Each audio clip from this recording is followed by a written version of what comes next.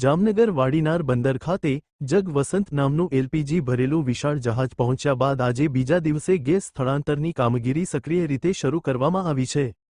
વહેલી સવારથી જગ વસંત જહાજમાંથી રોજ નામના નાના જહાજમાં ગેસ ટ્રાન્સફર કરવાની પ્રક્રિયા સતત ચાલી રહી છે અને કામગીરી પર નિષ્ણાતોની નજર રાખવામાં આવી રહી છે। એન્કરેજ વિસ્તારમાં શિપ ટુ શિપ એસટીએસ પદ્ધતિ દ્વારા સંપૂર્ણ સુરક્ષા સાથે ગેસના જથ્થાનું સ્થળાંતર કરવામાં આવી રહ્યું છે જેથી કોઈપણ પ્રકારની દુર્ઘટના ટાળી શકાય। આ જહાજ અંદાજે 47,000 મેટ્રિક ટન એલપીજી લઈને આવ્યું છે જે દેશના ઉર્જા સંગ્રહ માટે મહત્વપૂર્ણ માનવામાં આવે છે। વાડીનાર બંદરે આવેલા આ મોટા એલપીજી જથ્થાથી દેશભરમાં સર્જાયેલી ગેસની અછતમાં રાહત મળવાની શક્યતા વ્યક્ત કરવામાં આવી રહી છે।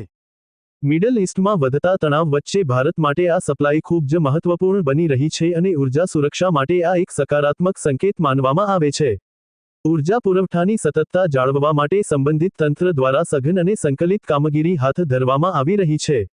ભારત પોતાની ઉર્જા લાઇફલાઇન મજબૂત રાખવા માટે સતત પ્રયત્નશીલ છે અને સપ્લાય ચેઇનને અવિરત રાખવા માટે જરૂરી તમામ પગલાં લેવામાં આવી રહ્યા છે। આ ઓપરેશન લગભગ 2 દિવસ સુધી ચાલશે। 1,000 મેટ્રિક ટન જથ્થાને સ્થળાંતર કરતા અંદાજે 1 કલાકનો સમય લાગે છે।